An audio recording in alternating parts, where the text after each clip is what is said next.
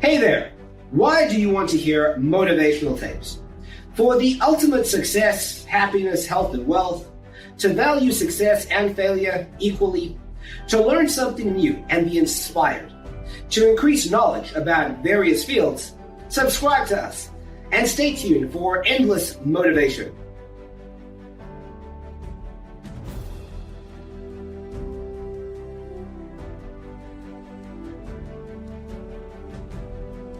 I've sailed on all the great oceans. I've been around the world 2 or 3 times.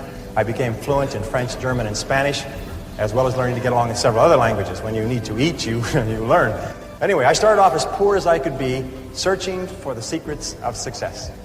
And over the years, I've read and studied for over 30,000 hours in business, economics, psychology, philosophy, religion, metaphysics, and history to find the secrets of success. And I'm happy to say that I eventually found the answers I was looking for. Today, I live in a $1 million house on a golf course in Southern California, and I have business interests in 9 countries. Today, I know and I've proven that success in any field, including this field, is as predictable as the sun rising in the east and setting in the west.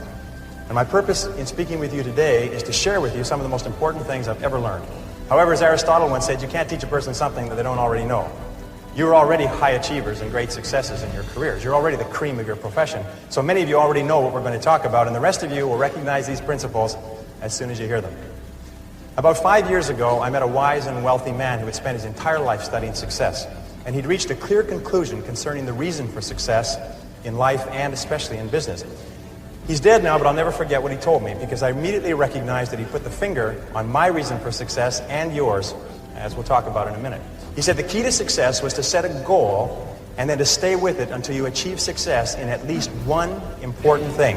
He said that your subconscious mind will then accept that success experience and store it as a pattern, like a template. And then from then on, your subconscious will drive you and direct you and guide you to repeat the pattern of success in other things that you attempt. Another way of saying it is that nothing succeeds like success. Psychologists have demonstrated that achievement brings you a natural high. Once you've experienced your first great success, then not only are you unconsciously programmed to repeat it, but nothing else will ever give you the same wonderful sense of satisfaction. And all high achievers know that. Anyway, I learned the truth of this idea many years ago when I first started traveling. I spent 8 years traveling around the world. And in many ways, a trip or a journey is a metaphor for life. My first big trip was that, and much, much more. It had such an enormous impact on me that I've never really gotten over it. My whole life has been different as a result of what I call the Sahara crossing. Let me tell you about it. When I was 18, 3 friends and I decided we'd go off and see the world. We were well out of high school, and we were laboring in sawmills on the West Coast. This is in 1963, and a lot of our friends were heading for Europe to travel around with backpacks. So we decided to do something different. Nobody else was going to Africa, so we decided we'd go to Africa. Of course, it never occurred to us to ask why it was that no one else was going to Africa. And that was our first mistake. After working and saving for a year, the 4 of us piled into an old 1946 Chevy and drove out of Vancouver, bound for Montreal via Toronto. Actually, we just passed a couple of blocks from here on our way on that trip. It was late at night when we left. It was pouring rain. We were all 20 years old, and we were off to see the world. Anyway, I learned later that almost every great venture begins with an act of faith, like driving into the dark, into the unknown. In a way, nature protects us by shielding us from knowledge of the difficulties and obstacles that lie ahead. Because if we really knew all the problems we would face, the setbacks, the suffering, the temporary failure, and the disappointments, many of us would hesitate about ever even starting out at all. And our plan was to drive across country to Montreal, get jobs on ships to work our way across the Atlantic, and then head south across Europe to Africa. Pretty basic plan. However, as it happened in Montreal, one of the guys decided to give up and go home, and so he left us. Well, that left 3. The other 2, after one day, I still remember that, after one day of looking for work on the waterfront, decided to quit. Decided to quit trying and to spend their limited savings to pay their way across the Atlantic, rather than to work their way. I tried to talk them out of it. I told them that quitting is a habit. If you quit the first time you run into difficulties, you'll always quit when the going gets rough. You will, in effect, establish a pattern for failure rather than a pattern for success. But their minds were made up, so we split our savings and they took passage on a ship to England. I worked on a construction site in Montreal, hauling heavy things for the entire winter, and then I got a job on a Norwegian freighter out of Halifax in late February and arrived in England in mid-April. As I had predicted, my friends had quit and stayed in England working at odd jobs. However, we soon made up, good buddies again. Once more, we headed for Africa. At this time, all we had was an 8.5 by 11-inch page about this size that had Europe and Africa all on the same map, on the same page. And it seemed to be a very simple thing to go from London, which was up here, to Johannesburg, which was down here. And it's just one page. And I mean, we sort of drew a straight line, and we thought, you know, well, oh yes, there was a little orange part right across sort of a band right through the middle there called the Sahara Desert. But we thought, well, we'd just whip over that and get down to the green part on the map. We didn't stop to think that the total distance was about 8,000 miles. See, we were big picture people. We didn't let ourselves get bogged down with details.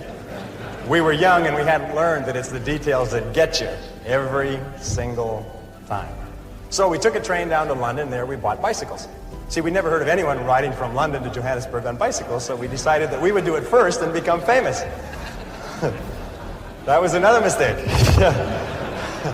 We soon learned that when you ride bicycles across France in the springtime, you find that the hills are all uphill and the wind is always in your face. So likewise, I found that when you embark on any new venture, you often find the same thing. Everything seems to go wrong, usually at the worst possible time and in the worst possible and most expensive way, like starting a new business or a new career. Anyway, after 2 weeks of grinding along on bicycles, uphill the whole way, which seems like a geographical impossibility, but it's true, we said, the heck with this. We loaded the bikes on a train and we rode across France and Spain to Gibraltar.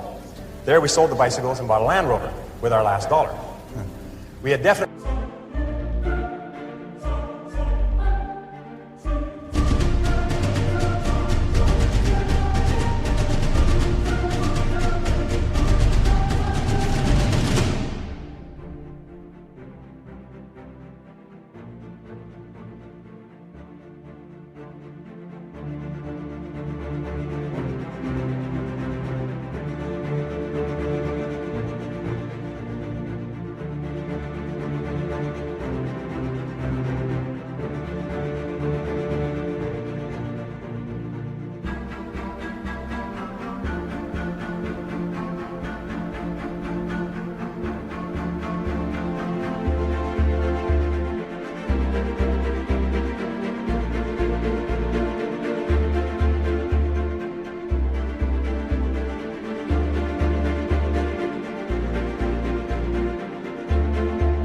learned why no one had ever crossed Africa on bicycles. It was darn near impossible to cross France on bicycles.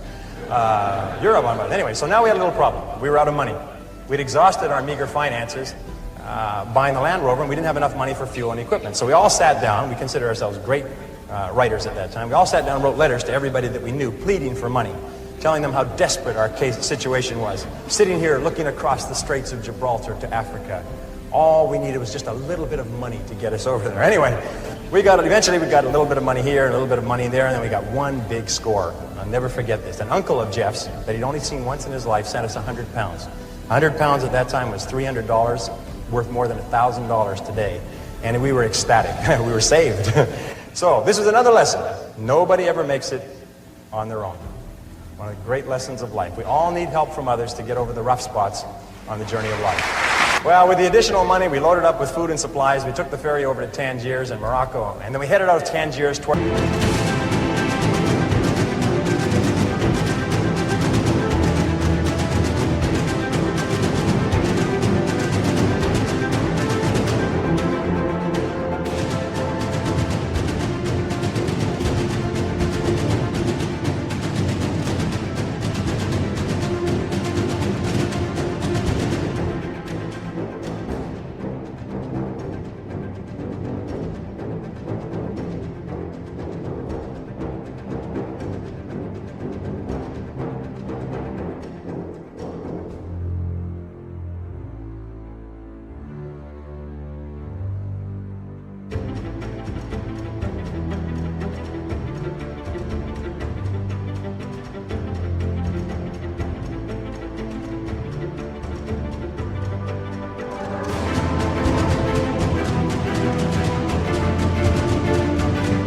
the Atlas Mountains and the Sahara, full of excitement, singing as we drove down the road. 20 miles out, the radiator blew up.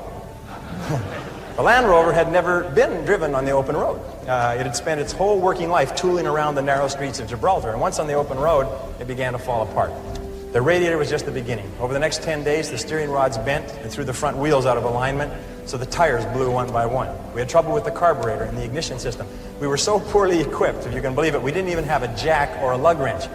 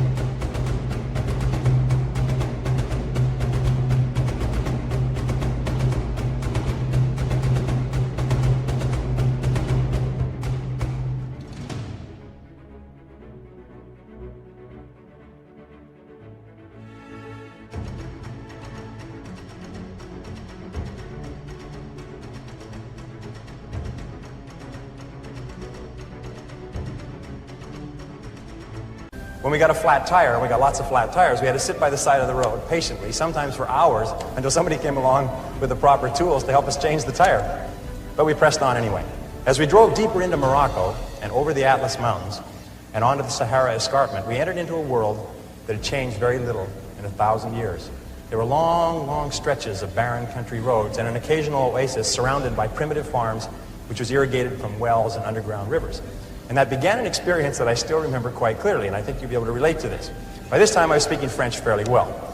We could converse with the natives in the occasional small towns that we passed through. And in one town, early in our slow, halting trek across Morocco, someone asked us where we were headed. And we told them that we were going across the Sahara and into Africa. And he said, "Oh no," he said, "you can't do that." He said, "You'll die in the desert." Well, I looked up my dictionary quickly because I didn't understand the expression. Vous allez mourir dans le buste. Vous allez mourir dans le buste. Okay? Vous allez, you will die in the desert. We then began to hear this on a regular basis everywhere we went.